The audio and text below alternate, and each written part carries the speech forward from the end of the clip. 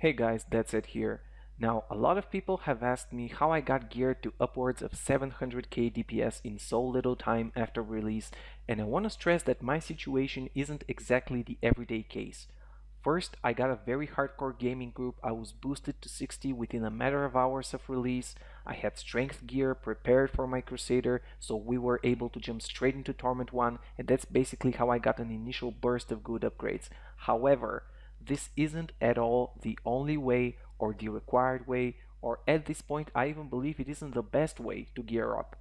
If you're just leveling your character in your free time, you're playing solo or with a couple of friends and you didn't spend hundreds of hours in preparation for the release, what I advise you to do is a method called split farming. You may have seen it in the beta and it is nearly as profitable now as it was back then. What you need to do for this gearing method is very simple.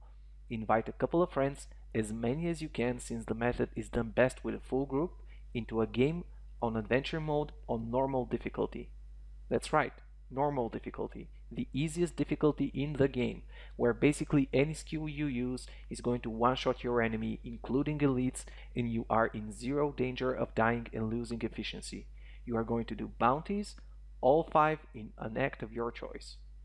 Each member of your party is going to pick a bounty. You should all spread and solo the bounties, once again because they will be extremely easy because of the low difficulty. On your way to completion of the bounty, skip all trash enemies. Unless of course the bounty involves killing a certain number of them, then of course you kill the trash in your way. But you kill all the elites and goblins you see and open all chests.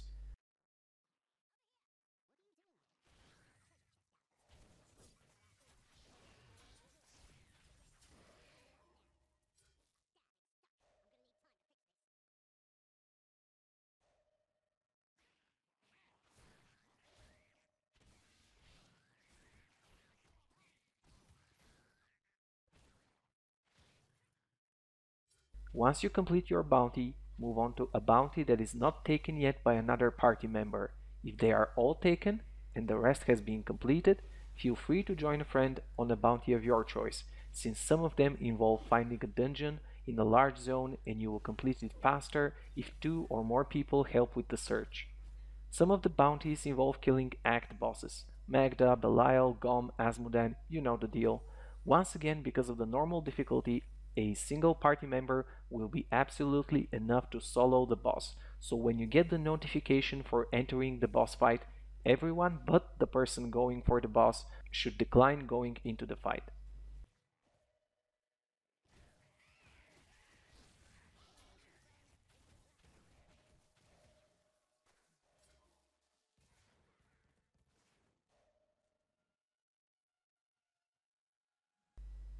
Now you'll see me in the video playing a Crusader with no shield in hand and without the passive that slows me down. This is no coincidence.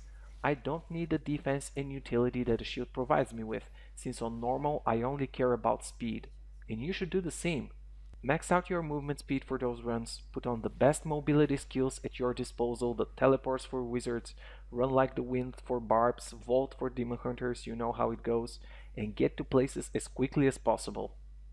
Stacking survivability or any significant damage isn't going to be the deciding factor of split farming runs. However, your running speed will be.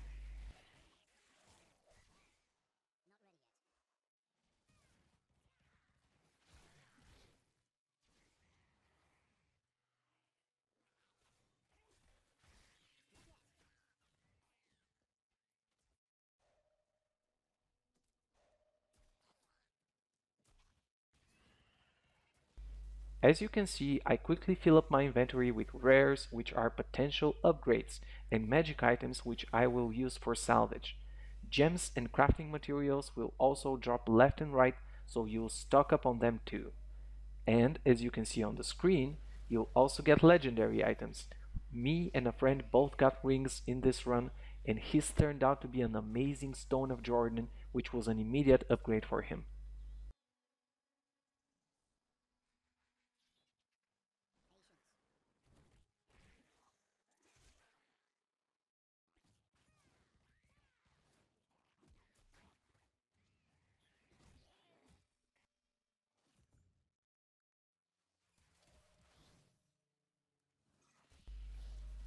By the way, our choice of running Act 2 bounties isn't by chance.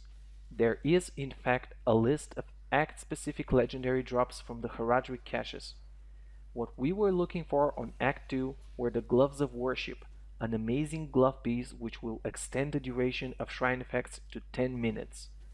There are other great Act-specific legendaries like the Ring of Royal Grandeur from Act 1, which decreases the set bonus requirements, or the Soul Smasher Mace from Act 5, which turns your life per kill into an offensive stat. You can check the list from the link in the video description below and pick whichever legendaries you would like to hunt for. Or you could simply do bounties in Act 4 because the caches from Act 4 bounties can drop all Act-specific legendaries.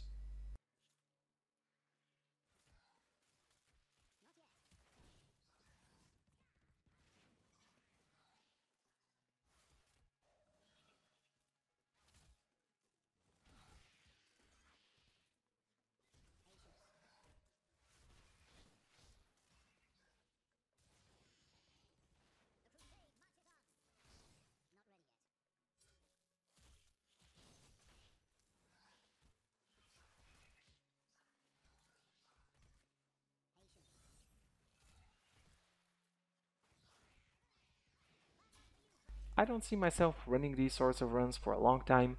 They are a bit boring with little challenge or thinking involved in the process, and I don't think you will need to do so either.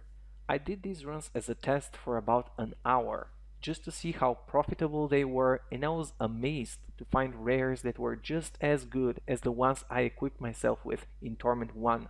So even a badly geared character with about half a day of serious split farming in a group will have gear on par with decent low torment farming.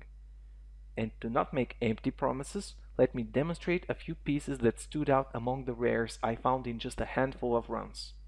First of all, just look at this chest piece. It is just as good, if not better, than the one I have equipped right now.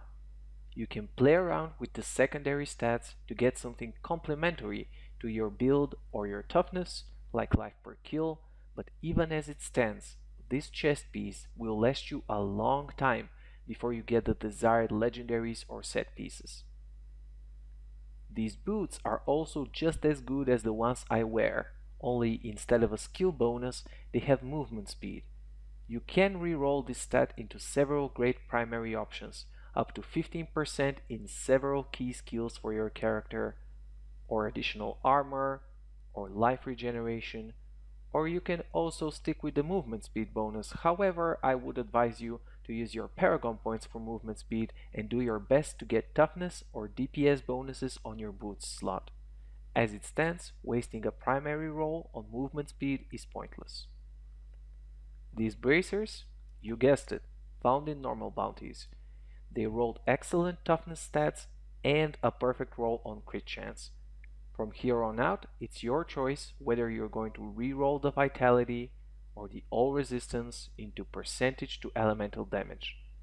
Personally, I would try, because there are other gear slots to boost your toughness, and I wouldn't want to pass up the bonus percentage damage to skills, but overall, a great piece of gear, once again found in normal. These gloves, just look at them. This resource cost reduction, if I re-roll it into attack speed, will turn it into a trifecta piece that will be a straight up upgrade to mine. And where did I find those? Yep, normal bounties. And finally, the legendary I found was a Nago ring. While it is not amazing, it's acceptable as a starting ring, and if you re-roll the area damage into crit chance, you will have a decent offense and magic find ring. In conclusion, if you guys feel the struggle to gear up, I hope I convinced you to try out split farming bounties on normal. You will get, in my humble opinion, excellent results for relatively low effort, and it will get you into Torment ready gear faster than any other method. I hope you guys enjoyed the video. As always, I would greatly appreciate your subscription to my daily content about Diablo, and I hope to see you guys again both here and on Twitch TV/TheDeadset, where you'll see me maining Crusader and you can see builds and Torment farming in action. I'll see you guys next time.